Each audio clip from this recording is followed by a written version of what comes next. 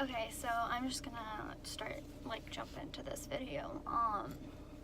Doing it in my car so I can be alone in a little safe, my little safe place. So, sorry if the quality's bad. It's nighttime and I have the lights on. So, anyways, I am going to tell my story. I don't really know what I'm titling this video yet, but it's about how I was raped and how my school and my friends at the time made it harder for me to. I'm jittery this. I'm anxious about doing this. So I can't even sit still anymore. This has totally changed who I am. How my school, for lack of a better term, screwed me over.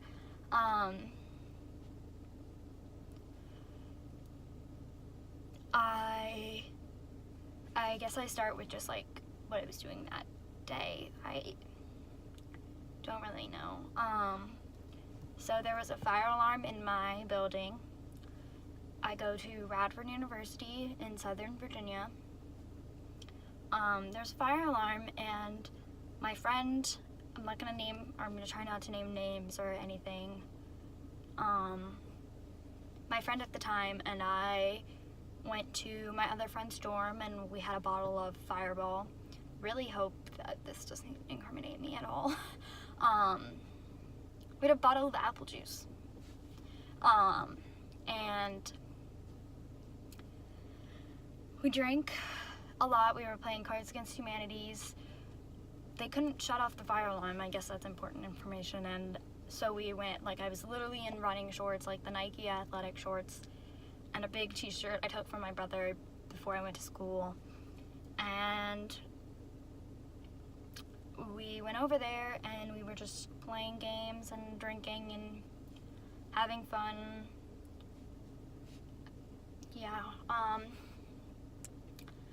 And then the game kind of stopped, and we were just chugging from the bottle, and we were both lightweights, it didn't take that much, and we were drunk. And she had a thing for my friend that whose dorm we were in, and she wanted to hook up with him. So he texted his roommate, who I was also friends with, to leave and to take me with. So that guy and I, this is gonna get so hard to do without names, that guy and I left. He was like, Katie, let's go for a walk. And I said, okay, let's go to a park. I was drunk, I was being stupid, I wanted to go swing on a swing. I don't know. There's no park. I don't know what I was thinking. I shouldn't have done that.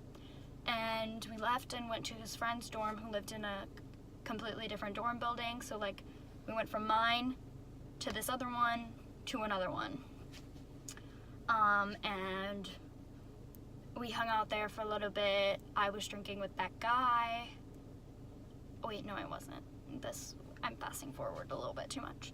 And then this guy who lives in this building texted my friend to leave, who he was friends with.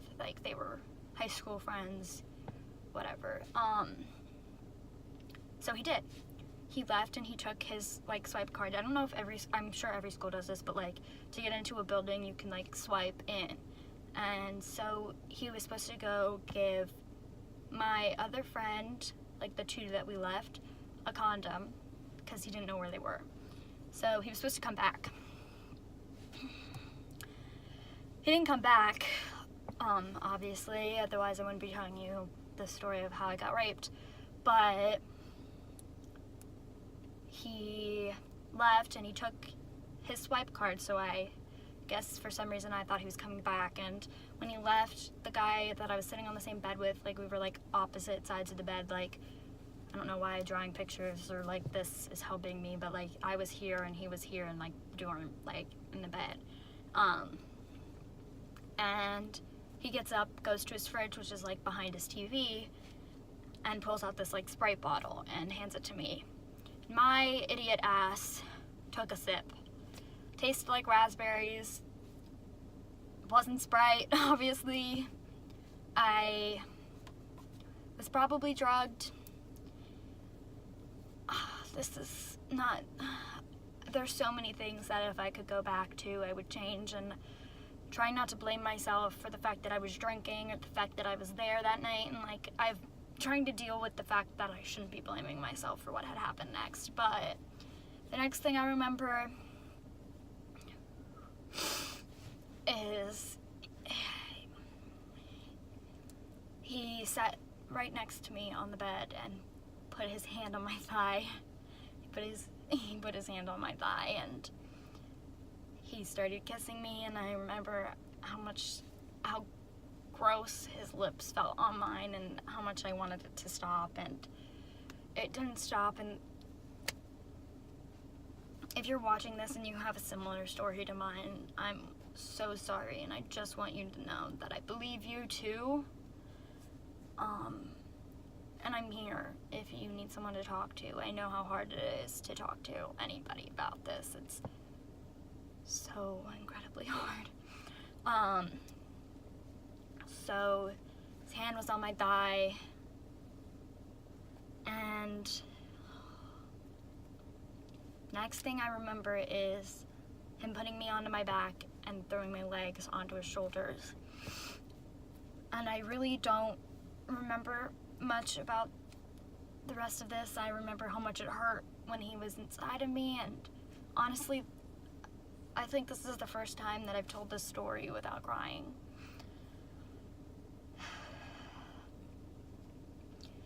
And then I told him to stop.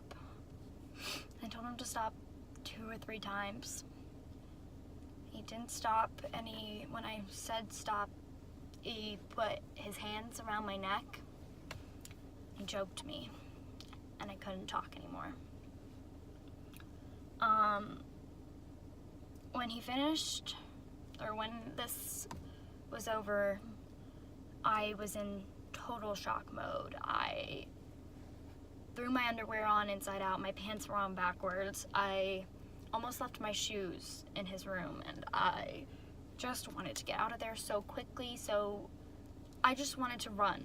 I wanted to run so badly. I wanted to fly out of there, and I couldn't. I put on a smile and I froze. I literally froze. I don't really remember that much from what had happened next. So I got out of that dorm. I had called my brother. I had called my best friend that also goes to school there. And I had called at the time, my best guy friend that was not the roommate but the other guy that we went over there, and he was hooking up with my friend, and he answered after 7 calls or something. I had called him a lot, and I was like, come get me, I need you to come pick me up. So I remember him coming. I remember him, I guess he had a conversation with my rapist or something, and remember they're all friends from high school, and I had gotten into this group because of my roommate at the time, and I was doing good. I finally thought that I had found my place. I thought I had good friends. I had struggled with depression and anxiety throughout high school, even middle school. So I thought I found my home, and I thought I was safe. I thought that I could finally meet people and be okay. So turns out that group of friends that I thought were so amazing weren't. So my friend and we sat outside. He later told me that I cried for hours outside in the grass, and he said I couldn't sit up. I still can't really sit still. I still have post-traumatic stress disorder, and I still have nightmares of choking and him coming to get me. I still hurt from this. I'm still in so much pain, and I'm getting, we'll get to this part. This is such a hard video to film. I really wanted to be a vlogger, but like I'm not good at this. Okay, so what happened next?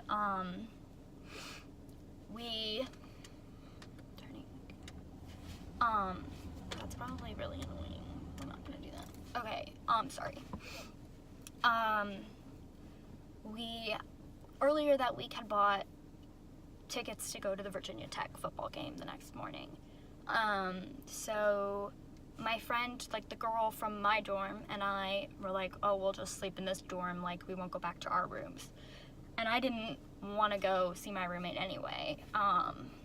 We had been like shaky, like we were good, like I thought we were good friends, and we were like struggling a little bit, so I didn't want to see her, and I just didn't want to go back to my room. Turns out the guy who raped me was in my room that night, which led to so many sleepless nights. I was so afraid that he was going to come get me. I checked my door when I still lived in that room. I checked that door 3 times to see if it was locked, and I still couldn't sleep. So yeah, so we spent the night in that room.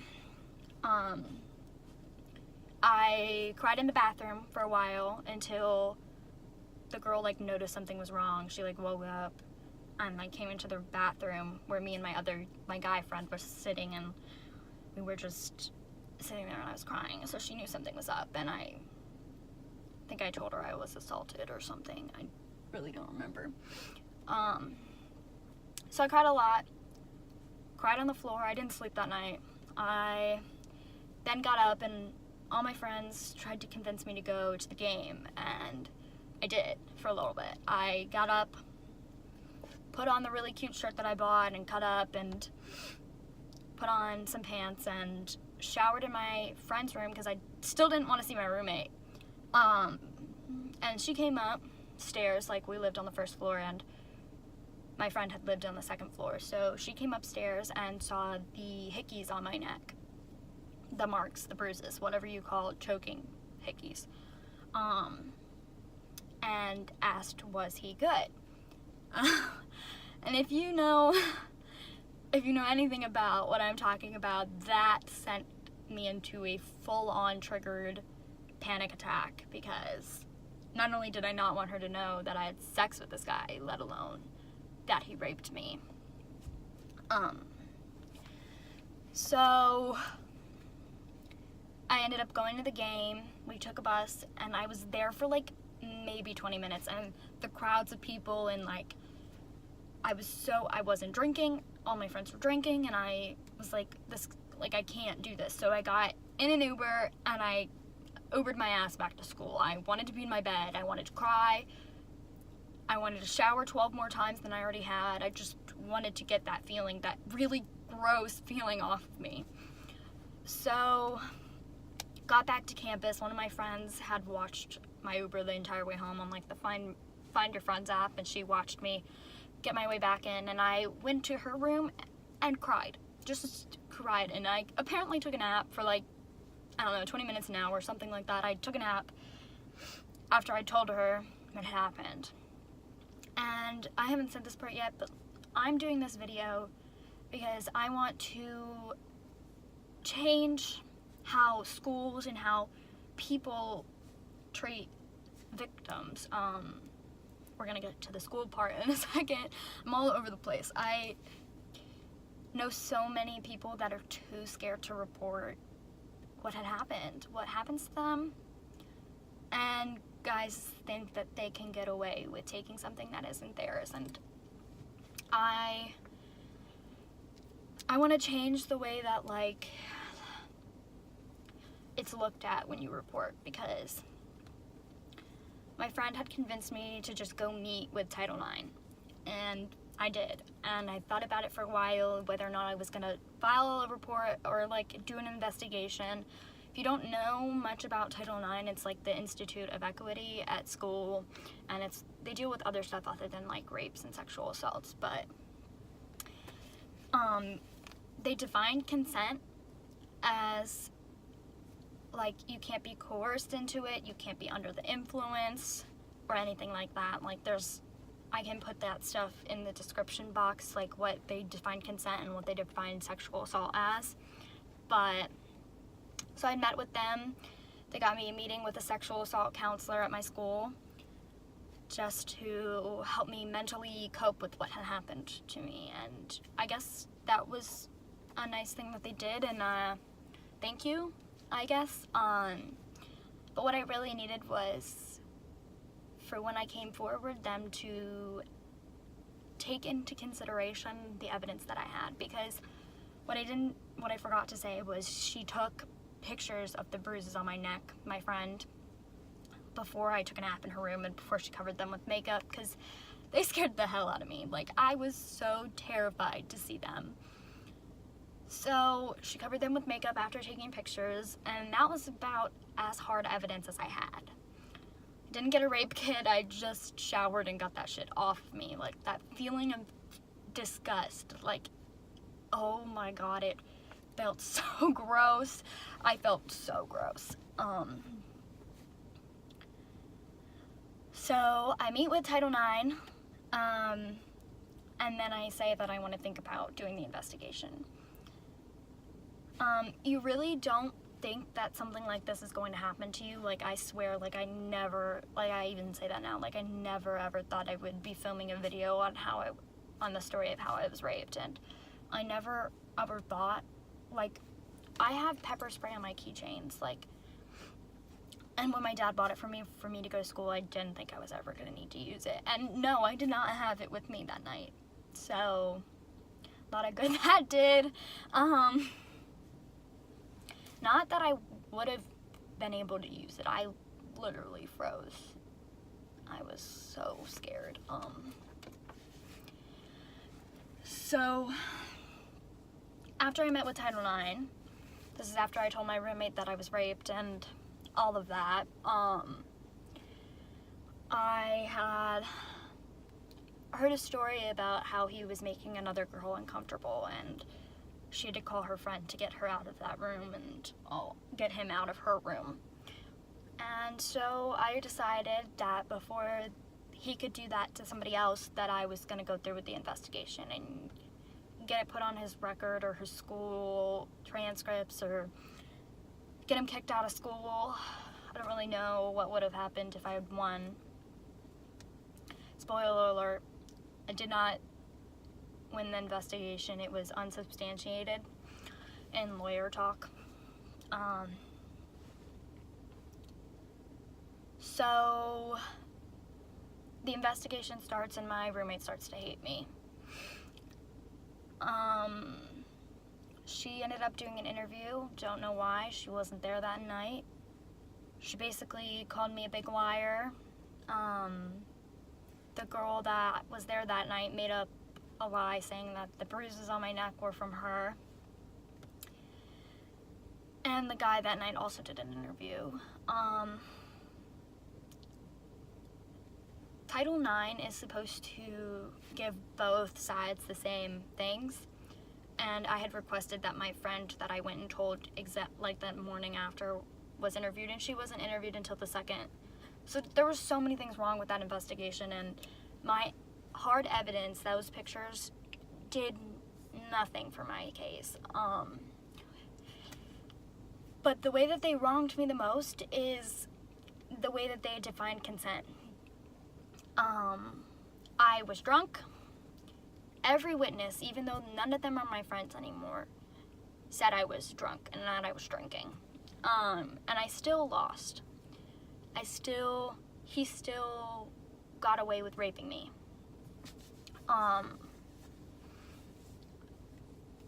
So, in between sometime in this investigation, before like the results came out, my roommate and all my friends and some other people all sat around and talked about how much of a liar I was. And how my roommate had said that she knew the guy from high school and he would never do anything like that. And let me tell you, he did. Hate to break it to you, he raped me. This video sucks. I'm so sorry.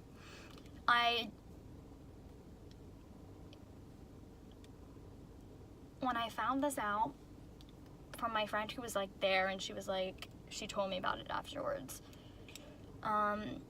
It hurt so bad just to know that they were all sitting around telling my story without me there to tell it. I really hate the ums in this video, but it's happening. So then what happened is my roommate and all my friends kicked me out of my group. They started bullying me and harassing me, tweeting about me, writing stuff on my whiteboards, taking down my pictures in my room, and it got so bad. After like our fall break, which was like a weekend we had off, like we had an extra couple days, when I got back to school, got back to campus, I immediately like felt like shit. Like I did not want to go back to school. I cried to my mom. I was like, please don't make me go back. Like I do not want to go. And I got back to school and I almost killed myself. That's not funny. I'm sorry. Almost killed myself until my best friend, even from like before school, came in, helped me pack up some of my stuff, and I slept in there for like a week until I could get moved out of that dorm room. And I live in a completely different dorm. I don't think they know where I live, which helps me sleep at night a little bit. And I'm doing better. I don't blame myself as much for what had happened that night, and I mean, yeah, I should not have been drinking, but like college kids drink, so can't blame myself for that. I haven't really drank since.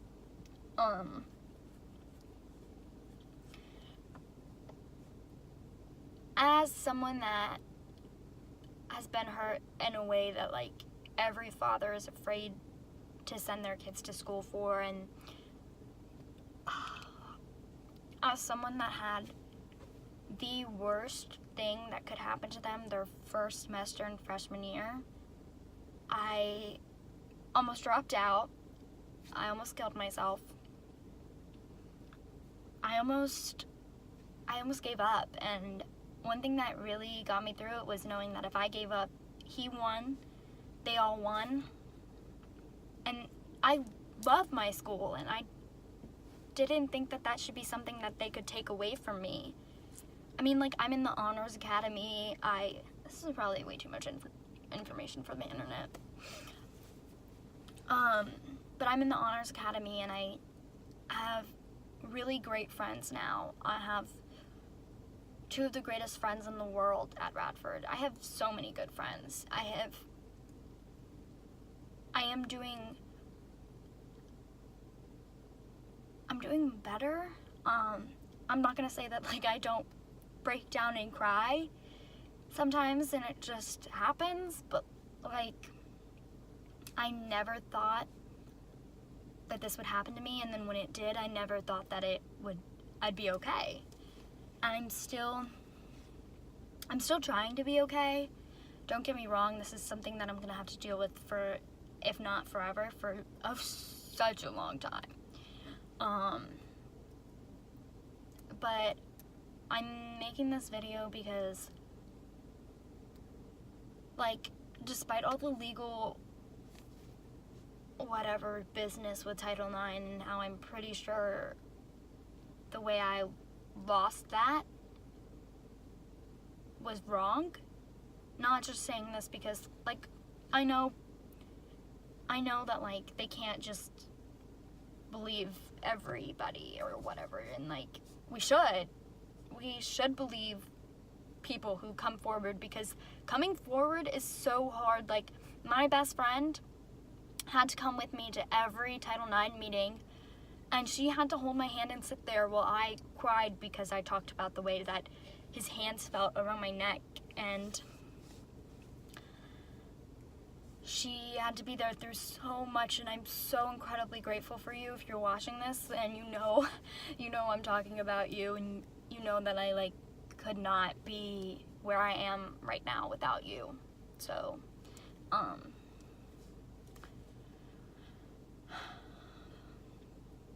I have no idea what else I wanted to say other than if you sat through the half an hour, 20 minutes of this video listening to me ramble on in something I probably could have done in 10 minutes, I'm so sorry. But I hope you know that, like, if this had happened to you, I believe you, and I really want something to change. Really, I want something to change, and I want any girl who sees this to know that, like, yeah, coming forward sucks, and it sucks when they don't believe you, and God, Bradford's got to do something about prosecuting them or something. I think I'm gonna go, I don't know, I'm gonna try and fight this, but I'm not doing it for myself. I'm doing it for myself. Scratch that. I am doing this for myself, but I'm also doing this for every girl out there that's too scared to report what had happened to them, because I was so afraid. Trust me, and everything that you think that could go wrong did when I did.